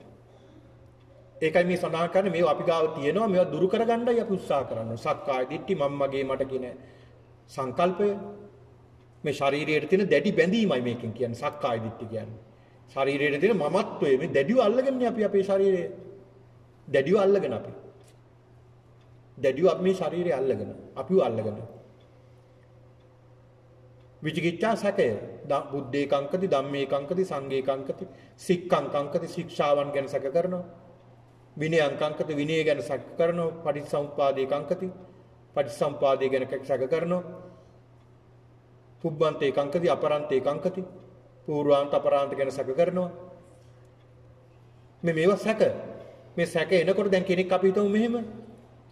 දැන් කෙනෙක් භාවනා කරගෙන යනකොට එයාට ලැබෙන පුබ්බේ නිවාසානුස්මෘති ඥානය. පුබ්බේ නිවාසානුස්මෘති ඥානය ලැබිලා එයා කියනවා මට පෙරවිසු කඳ පිළිවෙල මට පේනවා. ඒ කියන්නේ පෙර භවයන් ගැන මට පේනවා. ඔයාගෙත් පේනවා මගෙත් පේනවා. කියලා එයා කියනවා. හැබැයි එයා කියන කෙනාට මේ ඥානය ලැබිලාද? ඥානය ලැබිලා නැහැ. එයාට එහෙම හැකියාවක් නැහැ. එයාට එහෙම හැකියාවක් නැහැ. හැබැයි එයා සැක කරන්නේ නැද්ද? එයාට සැකයක් එනවා. ඔය මොන බොරුද? ඔහොම වෙන්න පුළුවන්ද? ඒතර ඒක සැකයක් බවට පත් වෙනවා නේ. හැබැයි එයා මේ ප්‍රඥාව ලබාගත් දවසට එයාට පැහැදිලි වෙන්නේ නැද්ද? මෙයා කිව්වේ කලින් සත්‍යක්ම තමයි කියලා. අන්න බලන්න. සත්‍යක්ම තමයි කියලා පිළිගැනීමක් ඇති වෙනවා. එතකොට කෙනෙක් පින්නතුණි බුදුරජාණන් වහන්සේ පෙන්ලා දෙනවා මෙන්න මේ වගේ සැක ඇති වෙනකොට අපි එතනින් එහාට යන්න බෑ. විචිකිච්ඡා කියන්නේ ඒකයි. සක්කාය දිට්ඨිය, විචිකිච්ඡා ඊළඟ සීලබ්බත පරාමාස. සීලබ්බත පරාමාස කියලා සඳහන් වෙන්නේ මේ ධර්මයේ හැර වෙනත් ක්‍රමවලින් විමුක්තිය සාක්ෂාත් කරගන්නට පුළුවන් කියලා ඒ පිටිපස්සේ යන හැඟීම. දැන් සමහරු එහෙමනේ. සමහරු කල්පනා කරන දැන් මෙතනින් නෙමෙයි අතෙන්නුත් පුළුවන් කියලා තවත් තැන් වලට යනවා. එතනින් දැන් මේ කියන මත තමයි එන්නේ. සියල්ලට කැමති, සියල්ලට අකමැති. සමහරටට කැමති, සමහරටට කැමති, අකමැති. මේ මත තමයි මේ එන්නේ. සීලබ්බත පරාමාස. එතකොට මේ කියන සංයෝජන ධර්මයක් දුරු වෙන්න ඕනේ. එතකොට සක්කාය දිට්ඨිය මගේ මේ මමත්වේ නැත්නම් මගේ ශරීරයට තියෙන මමත්වය ටිකෙන් ටික අඩු වෙගෙන යනවා. ඒකත් දුරු වෙනවා. විචිකිච්ඡාවත් නැති වෙනවා. සීලබ්බත පරාමාසයක් නැති වෙනවා. විශේෂයෙන්ම මේ සක්කාය දිට්ඨිය ටිකක් තදයි. විචිකිච්ඡා සීලබ්බත පරාමාස වලට වැඩිය තදයි සක්කාය දිට්ඨිය. මොකද මම මගේ කියන දෙයකට අපි මුල් බැහැලා තියෙන්නේ. තෘෂ්ණාවෙන්. මේ මම මගේ මට කියන මේ දැඩි සංකල්පයට අපි මුල් බැහැගෙන තියෙන එක නැති වුණ ගමන් සීලබ්බත පරාමාස විචිකිච්ඡා කියන මේ දෙකක් නැති වෙනවා. ඒ නැති වුණ ගමන් එයා ආර්ය භාවයට පැමිණෙනවා. ඒ කියන්නේ සෝතාපන්න භාවයට පත් වෙනවා. සෝවාන් පුද්ගලික බවට පත් වෙනවා. මේ ශරීරයෙන් දැඩි අල්ලා ගැනීම. දැන් මොනතරම් දැඩිව අල්ලාගෙන දැන් බලන්න අපි දිහා ටිකක් හැදිලා බලන්න. පොඩ්ඩක් අපි හැදිලා බැලුවොත් බැරි වෙලාවත් අපි හෙට වෙනකොට ලෙඩ වෙනවා, අසනීප වෙනවා. සැපද දුකද? එතකොට දැනෙන්නේ දුකක් දැනෙන්නේ. අපි දුක් වෙනවා. අනේ මට මෙහෙම වුණා නේ කියලා. අනේ මට මෙහෙම වුණා නේද කියලා දුක් වෙනවා. එතකොට අපි දැඩිව අල්ලගන්නේ අපිව. ඉතින් අපි දැනගන්න ඕනේ මට මෙහෙම වෙනවා. මේක තමයි ස්වභාවය, සංසාරේ ස්වභාවය. මං ලෙඩ වෙනවා, වයසට යනවා, අසනීප වෙනවා, ඇඟ රැලි වැටෙනවා, දත් වැටෙනවා, කෙස් හැලෙනවා. මේක තමයි ස්වභාවය. මේක තමයි ධර්මතාවය. මේ ධර්මතාවය ඉක්මවන කිසි කෙනෙක් නැහැ. මෙන්න මේක අවබෝධ කරගන්නවා. අන්න මෙන්න මේ කාරණාව අවබෝධ කරගත්ත ගමන් විචිකිච්ඡා සීලබ්බත පරාමාස කියන මේ සංයෝජන ධර්ම දෙකත් ප්‍රහාණය වෙලා යනවා. ඊළඟ කාමරාග. කාමයට තියෙන දෙඩි කැමැත්තක්. කියන්නේ සෝවාන් වෙච්ච කෙනාට කාමරාග තියෙනවා. සෝවාන් වෙච්ච කෙනාට කාමරාගය තියෙනවා. පංචකාමයට අය අකමැතියි. පංචකාම සම්පත් විඳින්න කැමති කාමරාගය. ඊළඟට ව්‍යාපාද. ව්යාපාද කියන්නේ දැඩි ක්‍රෝධය, වෛරය, දැඩි වෛරය, අනුන් නැසේවා කියන ප්‍රාර්ථනාව. ඊළඟට රූප රාග. රූපයට තියෙන රාගය. රූප රාගය. මාන්නය කියන්නේ මැන ගන්නවා. අපි එක එක්කනා එක්කලා මැන ගන්න නැද්ද? එයා උසයි මං මිටි. මං උසයි එයා මිටි. එයා සුදුයි මං කළුයි. මං සුදුයි එයා කළුයි. එයා දුප්පත් මං පෝසත්. එයා පෝසත් මං දුප්පත්. එයාට මෙහෙම දේවල් තියෙනවා මට මෙහෙම දේවල් නැහැ. මමට මෙහෙම දේවල් තියෙනවා එයාට එහෙම දේවල් නැහැ. අපි මැන ගන්න ඕන නිතර මිනිස්සු. ඒකට කියනවා මානය. මනිනෝ. ඒ මානයත් ආකාර තුනකට බුදුහාමුදුරු පෙන්නලා දෙනවා. සෙය්‍යමාන, හීනමාන, සයිසමාන. අපි මැන ගන්න ඕන නිතරම මැන ගන්න ඕනේ. අපි එක එක්කන එක්කලා මැන ගන්න ඕනේ. දැන් සමහරුන්ට ඔහොම තියෙනවා. දැන් අපි හිතමුකෝ දැන් ඔය ධර්මයට යොමු වෙන අය තුලත් ඕක මතු වෙනවා. ඒක තමයි මේක භයානක හොඳ ප්‍රඥාවෙන් මේ ගමන යන්න ඕනේ. ධර්මයට යොමු කෙනෙක් අපි හිතමු භාවනා කරනවා. භාවනා කරගෙන යනකොට දැන් මට ඇති වෙන මොකක් හරි ප්‍රඥාවක්. මොනවා හරි යම්කිසි අපි හිතමුකෝ ධානයකට ආවා කියලා. පළවෙනි ධානයට හා දෙවෙනි ධානයට හරි මගේ සිත පිහිටියා. ඒ වගේ දෙයක් සිද්ධ වුණකොටම අපිට හිතෙනවා මට තියෙනවා දැන් ධානයක් අරයට නැහැ. එයාට වඩා මං ඉහළයි. එයා පහළයි මට. ඔහොම බලන්න එතනත් එන හැටි. එතනත් එන හැටි දැන් මේ මාර්ගයේ යනකොටත් මේවා එනවා. අර වගේම මේකටත් එනවා. අනේ ඒවත් දුරු කරගන්න ඕනේ අපි. ඒවත් දුරු කරගන්න ඕනේ. පින්නතුනි ඔය බුදුරජාන් වහන්සේ කාලේ මහරහතන් වහන්සේ නමක් වැඩ හිටියේ. උන්වහන්සේ රහත් වෙන්න පෙර ආතුව. උන්වහන්සේට පුළුවන්කම තිබුණා උන්වහන්සේට බොහෝ හැකියාවන් තිබුණා. ඒ හැකියාවන් උන්වහන්සේට ලැබුණ ගමන් උන්වහන්සේට මාන්නයක් ආවා. මට දැන් මෙහෙම එකක් කරන්න පුළුවන් නේ කියලා මාන්නයක් ආවා. ඒ එනකොට මාන්නේ වැඩි වුණා. උන්වහන්සේට රහත් වෙන්න බැරුව ගියා. දැන් මේ මාන්නෙන් තමයි උන්වහන්සේ ඉන්නේ. ඒ මාන්නේ තමයි වර්ධනය වෙලා ඉන්නේ උන්වහන්සේ. ඒ මාන්නේ වර්ධනය වෙලා ඉන්නකොට බුදුරහමතුරු දැක්කා මේක. මෙතනින් එහාට යන්න බෑ මේ මාන්නයක් කියලා. දැන් මෙයාට පුළුවන් කියලා සංකල්පයක් තියෙනවා. දැන් මෙයාට මට පුළුවන් මෙහෙම දෙයක් පුළුවන් කියනකොට ඒක මතයක් ඇවිල්ලානේ. ඒ මතේ එනකොට මෙයාට එතනින් එහාට යන්න බෑ. බුදුහාමුදුරු එහෙමම පෙනී හිටලා සඳහන් කරනවා ඕකත් නැති කරගන්න කියලා. ඒකත් නැති කරගත්තම එහෙමම රහත් වෙනවා. ඔන්න බලන්න. ඒ තරත් අල්ල ගැනීම. දැන් ආනන්ද හාමුදුරුවෝ මතේ කෙල්ලානේ හිටියේ. මොකද්ද මේ මතේ? උන්වහන්සේ දැඩිව වීරිය කළා. උන්වහන්සේත් මේ ඉරියාපත භාවනාවේ දැඩිව ඇලිලා හිටියා. ඒ දැඩිව ඇලිලා හිටියේ හින්දා එකකින් ගැලවෙන්න බැරුව. ඒකත් මතයක්. උන්වහන්සේ හදාගත්ත දෘෂ්ටියක් ඒක අතෑරි ගම උන්වහන්සේත් රහත් වුණා. මේක 아무තු සියුම් ගමනක් නේ. 아무තුම සියුම් ගමනක් පින්නතුනේ මේ බුදුහාමුදුරු පෙන්ලා දෙන්නේ. මාන ඊළඟට දිට්ඨි මිත්‍යා දෘෂ්ටිය ඊළඟට අවිද්‍යාව. මේ සංයෝජන ධර්ම 10ම ප්‍රහීණය වෙන්න ඕනේ. ඒතර මේවා තියෙනකොට පින්නතුනි තණ්හාව ඇති වෙනවා, දෘෂ්ටි ඇති වෙනවා, මාන ඇති වෙනවා. මේ තණ්හා, දිට්ඨි, මාන කියන මේ දේවල් ඇති වෙන්නේ මෙන්න මේ කාරණා නිසායි කියලායි බුදුහාමුදුරු පෙන්ලා දෙන්නේ. ඒ දැඩිය දෘෂ්ටි අල්වා ගැනීම. ඒක නිසා බුදුරජාන් වහන්සේ පෙන්ලා දෙනවා මේ දේශනාවේදී පින්නතුනි. දැන් මේ අග්ගිවෙස්සන එහෙම නැත්නම් මේ දීඝනක කියන මේ බ්‍රාහ්මණයට සඳහන් කරනවා දීඝනක තමන්ට තියෙනවා නම් යම්කිසි මතයක්. ඒ මතේ දුරු කරගන්න. තමන් කියන මේ හැඟීම නැති කරගන්න. මේ සක්කාය දිට්ඨිය නැති කරගන්න කොහොමද?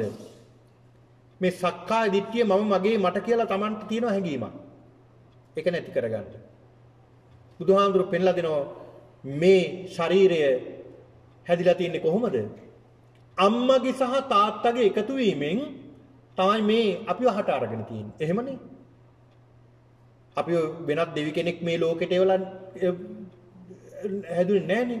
මවගේ සහ පියාගේ එකතු වීමෙන් තමයි අපිව හටගත්තේ. අපිව හටගත්තා.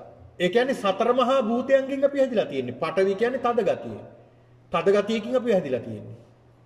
ආපෝ කියන්නේ වැగిරෙන ගතියක් මේ ශරීරයේ තියෙනවා. ඒකෙන් තමයි අපි හැදිලා තියෙන්නේ. තේජෝ කියන්නේ සීතල සහ උණුසුම තියෙනවා. ඒ සීතල සහ උණුසුම මේ ශරීරයේ ක්‍රියාත්මක වෙනවා. ඒකෙන් තමයි අපි හැදිලා තියෙන්නේ. වායෝ හමන ස්වභාවයක් තියෙනවා. හමාගෙන යන ස්වභාවයක් තියෙනවා. ඒකෙන් තමයි මේ ශරීරය හැදිලා තියෙන්නේ. මේ සතර මහා භූතයන්ගේ මේව විස්තර කරන්න පින්නතුනි කාල වේලාව මදි. මේ සතර මහා භූතයන් නිසා තමයි අපි මේ හැදිලා තියෙන්නේ. මේ සතර මහා භූතයන්ගෙන් හැදුන අපි කබලික්කාර නැත්තම් මේකට කියනවා පින්නතුනි බතින් වැඩෙනවා කියලා. බතින් මාංශ වලින් වැඩෙනවා අපි. මේ ශරීරය පෝෂණය කරගන්න වර්ධනය කරගන්න මොනවද අපි කරන්නේ? බත් කන්න බෑ. ආහාර ගන්න බෑ. කුසගිනි පුරව ගන්න බෑ. කුසගින්න එහෙම නැත්නම් කුස පුරව ගන්නකොට මේ ශරීරය මොකද වෙන්නේ? අර රූප කලාප වර්ධනයේ වේගන යනවා. ඒ කියන්නේ සතර මහා භූත වර්ධනය වෙනවා. එතකොට මේ ශරීරය වැඩෙනවා. ඊළඟට බතින් වැඩුණු බුදුහාඳුරු පෙන්ලා දෙනවා අනිත්‍යයෙන් යුක්ත ඇඟිලීම් කියන්නේ දැන් මේ ශරීරයේ සුවඳද ගඳද හොඳට සිහිපත් කරන දැන් නම් සුවඳ ඇති. ඇයි ඉලීම් උලාගෙන නැවිලා තියෙන්නේ? එහෙම නැත්තම් මේ ශරීරයේ ගඳයි නේ. ඒ ශරීරයේ ගඳ ගන්න නිසා තමයි මූණ කී පාරක් හොදනවද අපි. දවසට දෙතුන් වරක් අපි නානවා. දවසට වරක් ඇඳුම් සෝදනවා. අතපය සෝදනවා. ඇයි මෙහෙම කරන්නේ? දත් මදිනව දවසට දෙතුන් වරක්. ඇයි මෙහෙම කරන්නේ? මේ දේවල් සිද්ධ කරන්නේ අපි ගඳ ගසන නිසා. ඒ ගඳ නැති කරගන්න අපි ඉලීම් කරනවනේ. නොයෙක් සෙන්ට් පවුඩර් නොයෙක් දේවල් අපි ක්‍රීම් මේවා අපි ඇඟේ උලනවා. ඇයි? මේ ශරීරේ පවත්ත ගන්න. එහෙම නැත්නම් මේ ශරීරයේ ගඳ ගහන එක නවත්ත ගන්න. ඊළඟට පිරිමැදීම් වලිනුත් යුක්තයි මේ ශරීරය. පිරිමැදිනෝනේ අපි මේ ශරීරේ නේ. දැන් පිරිමැදිනෝ බලා ගන්න පුළුවන් සමහරුන්ට මේ ධර්ම දේශනාව අවසන් වුණාම නැගිටිනකොට ආයම් මේ කියලා කොන්ද අල්ලගෙන නැගිටිනවා පිරිමැදිනෝනේ. ඇයි පිරිමැදින්නේ? වේදනාව නිසා. පිරිමැදීම් ඇති වෙනවා. ඒ වගේම මේ ශරීරය පවත්ත ගන්න ඕනේ. ඊළඟට බිඳීම් මේ ශරීරය බිඳෙන්නේ නැද්ද? කැඩෙන්නේ නැද්ද? කැඩෙනවා බිඳෙනවා අතපය කැඩෙනවා. මේ ශාරීරික අංග ප්‍රත්‍යංග කැඩලා යනවා. ඒ වගේම විනාශ වෙනවා. එතකොට මේ විනාශ වෙන මේ ශරීරයේ මොන වගේද යුක්ත? අනිත්‍යයි. ඒ කියන්නේ ස්ථිර නැහැ මේ ශරීරය. ස්ථිර නැහැ කියන්නේ අස්ථිරයි කියන එකනේ. මේ ශරීරයේ ස්ථිර නැහැ කියන්නේ අස්ථිරයි. අස්ථිරයි කියන්නේ ඒක සැපද දුකද? දුකයි. අස්ථිරයි කියන්නේ දුකයි. ඒක විනාශ වෙනවා කියන්නේ ඒක දුකටපත් වෙනවා. ඊළඟට මගේ වසඟේ තියාගන්න පුළුවන්ද? දැන් මම කියනවා ඇහැ නුඹ නම් වෙනස් වෙන්න එපා ඔහොමම හිටපන්. ඉඳීද? නෑ ඉන්නේ නෑ. මං කියනවා ශරීරයට මේ කොණ්ඩේ නම් කවදාවත් ඉදෙන්න එපා ඔහොමම හිටපන් කියලා කියනවා. හිටීද එහෙම? නෑ. එතකොට මේ ශරීරයේ ස්වභාවය තමයි වෙනස් වෙන එක. මේ ශරීරයේ ස්වභාවය තමයි අනාත්ම භාවයටපත් වෙන එක. මගේ වසඟේ තියාගන්න බෑ. ඒකයි අනාත්ම කියන්නේ. මගේ වසඟේ මට ඕන විදිහට තියාගන්න බෑ. ඒක නිසා අනාත්මයි කියනවා. එහෙනම් මේ අනාත්ම ස්වභාවයෙන් යුක්තයි මේ ශරීරය. මේ අනාත්ම අනිත්‍ය දුක්ඛ අනාත්ම ස්වභාවයෙන් යුක්ත මේ ශරීරය බුදුහාමුදුරුවෝ පෙන්නන දෙනවා රෝගයක් මේකනේ. මේක රෝගයක්. රෝගයක් නෙමෙයිද මේක? තනිකර රෝගයක්. ඔය රෝග ටික හොයාගන්න පුළුවන් කවුරු හරි ඇතුලේ කපලා බැලුවොත් මොන තරම් රෝග තියෙනවද මේ ඇතුලේ අභ්‍යන්තරේ? දැන් පිටට පේන රෝග තියෙනවා. පිටට පේන්නේ නැති රෝග තියෙනවා.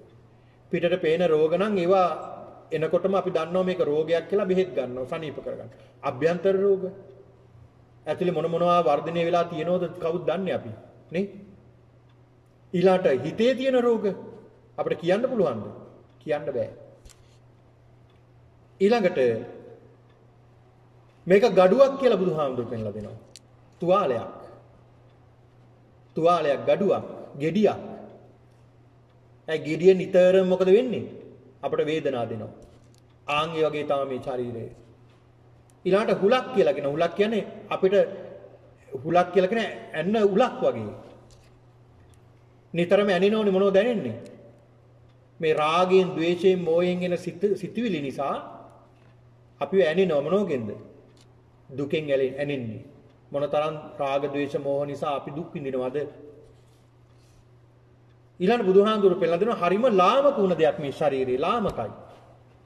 ලාමක දෙයක් මේ ශරීරය නේ. මේ ශරීරය හරි ලාමක දෙයක්. ආබාධයක් මේ ශරීරය. එහෙනම් මේ සතර මහා භූතයන්ගෙන් හැදුන මේ ශරීරය නිතර මොකද වෙන්නේ? වෙනස් වෙනවා. වෙනස් වෙන ස්වරූපයටපත් වෙනවා. Tamanට ඕන විදිහට තියාගන්න බෑ. හරවන්න ඕනේ, පෙරලන්න ඕනේ, නාවන්න ඕනේ, කවන්න ඕනේ, පොවන්න ඕනේ. මේ සියල්ලම සිද්ධ කරන්න ඕනේ. මේ සියල්ලම සිද්ධ කරන්න මොනතරම් වෑයමක් අපි ගන්නවද? මේ ශරීරයේ පෝෂණය කරන්න මොනතරම් වෑයමක් ගන්නවද? එන බුදුහාමුදුරු පෙන්ලා දෙන මේ සතර මහා භූතයන්ගෙන් ඇතුළු මේ ශරීරය මම කියලා ගන්න පුළුවන්ද? මම කියලා ගන්න බෑ. මගේ කියලා ගන්න පුළුවන්ද? මගේ කියලා ගන්නත් බෑ. මගේ ආත්මය කියලා ගන්න පුළුවන්ද? එහෙම ගන්නත් බෑ. මේක වෙනස් වෙනවා. වෙනස් වෙන මේ ශරීරය වෙනස් වෙන දෙයක් කියලා නිතර මෙනෙහි කරන්න කියලා බුදුහාමුදුරු පෙන්ලා දෙනවා. නිතර මෙනෙහි කරන්න කියලා බුදුහාමුදුරු පෙන්ලා දෙනවා. ඊළඟ බුදුහාමුදුරු පෙන්ලා දෙනවා මේ ශරීරයට දැනෙන වේදනා. වේදනාව දැනෙනවා. වේදනාව කියන්නේ වින්දන. මේ වේදනා ආකාර තුනක් බුදුහාමුදුරු පෙන්ලා දෙනවා. ඒ තමයි සැප වේදනා, දුක් වේදනා, මධ්‍යස්ථ වේදනා. සැප වේදනාවක් එනකොට මේ සැප වේදනාව එනකොට දුක් වේදනාවක් නෑ, සැප වේදනාව විතරයි. දුක් වේදනාවක් එනකොට දුක් වේදනාව නෑ, සැප වේදනාව නෑ, දුක් වේදනාව විතරයි. ඊළාට අදුක්කම අසුඛ එහෙම නැත්නම් උපේක්ෂා නැත්නම් මධ්‍යස්ථ වේදනාව එනකොට අර දෙකම නෑ, අයි මධ්‍යස්ථ වේදනාව. එතකොට මේ වේදනාව කියන්නේ මම කියලා ගන්න පුළුවන්ද? මගේ කියලා ගන්න පුළුවන්ද? මගේ ආත්මය කියලා ගන්න පුළුවන්ද? ගන්න බෑ. මේ වේදනාවත් පින්නතුනි වෙනස් වෙනවා, අනිත්‍යයි. වේදනාවත් දුකයි. වේදනාවත් අනාත්මයි.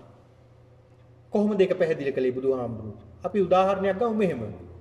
අපි හිතමු මට තදට ඔළුවේ අමාරුවක් එනවා. හිසේ ඇම්මක් එනවා, හිස රිදෙනවා, හරියට තදට හිස රිදෙනවා. දැන් මේක සැප වේදනාවක්ද දුක් වේදනාවක්ද? මේක දුක් වේදනාවක් නේ. සැපක් නෑ. ඒතකොට එතන සැපක් තියනවද? නෑ, සැප වේදනාවක් නෑ. දුක් වේදනාවක් එනකොට සැප වේදනාවක් නෑ. එතන තියෙන දුක් වේදනාවක් විතරයි. දැන් දුක් වේදනාවක් එනකොට මේ දුක් වේදනාව අපි අල්ල ගන්න නැද්ද? අනේ මගේ ඔළුව රිදෙනවා, මට මෙහෙම උනේ මොකද කියලා අපි අල්ල ගන්නව නේ. දැන් බුදුහාමුදුරුවෝ පෙන්නලා දෙනවා මේක මෙනෙහි කරන අනිත්‍ය දුක්ඛ අනාත්ම විදියට. කොහොමද මෙනෙහි කරන්නේ? මේක මෙනෙහි කරන්නේ දැන් මේ හිසේ ඇම්මක් ආවා. මේ ශරීරයට. මේ ශරීරයේ මම මගේ මට කියලා අල්ලගත්ත නිසා නේද මට වේදනාව ආවේ. මේ හිසේද වේදනාව වෙන්නේ හිතේද? හිසේ හොඳට බලන්න ඔබ වේදනාවක් එනකොට දැන් සැප මම මේ දුක් වේදනාවක් ගත්තේ මේක සැප වේදනාවනකොට අපිට බලන්න හිතෙන්නේ නැහැ ඒක. අපිට බලන්න හිතෙන්නේ දුක් වේදනාවක් එනකොට තමයි අපිට දැනෙන්නේ ඒක තදට නේ. එතකොට අපිට බලන්න ලේසි. මොකද දුක් වේදනාවක් එනකොට හොඳට බලන්න මේක හිසේ අමාවක් දැන් අපි මේ වේදනාව වෙන්නේ එතනද නැත්නම් හිතේද ඇති වෙන්නේ? වේදනාව හිසේද හිතේද ඇති වෙන්නේ? යන්නේ ඒකනේ වේදනාව නාශක දෙන්නේ. එතකොට හිතේ ඒ වේදනාව නැති කරම හිතේ තමයි දැනෙන්නේ හිතට. අන්න ඒ වේදනාව නැති කරන්නේ එහෙම. එතකොට මේ වේදනාව වෙනකොට පින්නතුණි මේ වේදනාව ගැන හිතන්න කියලා බුදුහාමුදුරුවෝ පෙන්නලා දෙනවා. වේදනාව අනිත්‍ය. අනිත්‍ය කියන්නේ ස්ථිර නෑ. මේ වේදනාව කියන එකත් ස්ථිරද? නෑ. මේ හිසේ හැමදාම අවුරුදු ගාණක් තියෙයිද? අවුරුදු 100ක් විතර ජීවත් වෙනකන් තියෙයිද? නෑ. මේක නැති වෙනවා මේක. මේකත් වෙනස් වෙනවා. එක්කෝ හොඳට වෙනස් වෙයි, එක්කෝ නරකට වෙනස් වෙයි. එක්කෝ මේ වේදනාව අඩු වෙයි, එක්කෝ වැඩි වෙයි. ඒකත් වෙනසක් නේ. ඒතකොට අනිත්‍යයි ඒක. එතකොට මේ අනිත්‍ය දේ සැපද දුකද? ඒක දුකක්. මම මගේ මට කියලා අල්ලගන්න පුළුවන්ද? බෑ. අනාත්මයි. ඒතර වේදනාව කියන එකත් අනිත්‍යයි, දුකයි, අනාත්මයි කියලා මේ නිතරම මෙනෙහි කරන්න කියලා බුදුහාමුදුරුවෝ පෙන්ලා දෙනවා. ඉතින් මේ ගැඹුරු දේශනාවක් පින්නතුනේ මේ දේශනාව. ඒක නිසා මේ සූත්‍ර දේශනාව අවසන් වෙනකොට බුදුරජාණන් වහන්සේගේ මේ දේශනාව අවසන් වෙනකොට දීඝනග කියන මේ බ්‍රාහ්මණයා සෝතාපන්න භාවයටපත් වුණා. උන්වහන්සේට පවන් සලමින් හිටිය සරියුත් හාමුදුරුවෝ අරහත්ත්වයටපත් වුණා මේ දේශනාව අවසන් වෙනකොට. ඒ තරම් වටිනා සූත්‍ර දේශනාවක් මේ දේශනාව පින්නතුනි. ඒක නිසා මේ සූත්‍ර දේශනාවෙන් අපි ඉගෙන ගන්න ඕනේ දේ තමයි නිතර මෙනෙහි කරගන්න. මේ ශරීරයේ නිතර වෙනස් වෙන දෙයක්. සතර මහා භූතයන්ගෙන් හැදුන නිතර වෙනස් වෙන නිතර දුක්ගෙන දෙන දෙයක් තමයි මේ ශරීරය. මේ ශරීරයට දැඩි ඇල්මක් අපි තියාගන්නට හොඳ නැහැ. මේ ශරීරයත් අනිත්‍යයි දුකයි අනාත්මයි කියන ස්වභාවයට ලක් වෙනවා. මේ ධර්මතාවයට ලක් වෙනවා. ඒ වගේම තමයි අපිට එන මේ වේදනාව. මේ අපිට දැනෙන වේදනාව සැප වේදනාව එනවා, දුක් වේදනාව එනවා, මධ්‍යස්ථ වේදනාව එනවා. මේ සැප දුක් මධ්‍යස්ථ කියන මේ වේදනා සියල්ලම අනිත්‍යයි. මේ වේදනාව අනිත්‍ය නිසා ඒක සැපක් නෙවෙයි දුකක්. ඒ දුක නිසා මේක තමන්ගේ වශයෙන් තියාගන්න බෑ. වෙනස් වෙන්න නිසා. එනනම් මේ වේදනාවත් අනිත්‍යයි දුකයි අනාත්මයි කියන මේ අවබෝධයට අපි ලක් වෙන්නට ඕනේ. ඒ අවබෝධයට ලක් වුණොත් පින්නතුනි ඒ මතවලින් දුරු වෙලා අපි ග්‍රහණය කරගන්න මතවලින් දුරු වෙලා අපිට උතුම් වූ චතුරාර්ය සත්‍ය අවබෝධ කරගන්නට මේ උතුම් දේශනාව හේතු වාසනා වෙනවා. ඉතින් ඒක නිසාද ප්‍රාර්ථනා කරගන්නට ඕනේ මේ උතුම් දේශනාව ශ්‍රවණය කරමින් මේ සිද්ධ කරගත්ත සියලු කුසලානුභාව බලයෙන් මේ සියලු දෙනාටම උතුම් චතුරාර්ය සත්‍ය අවබෝධ වේවා කියලා සාදු කියලා ප්‍රාර්ථනා කරගන්නවා.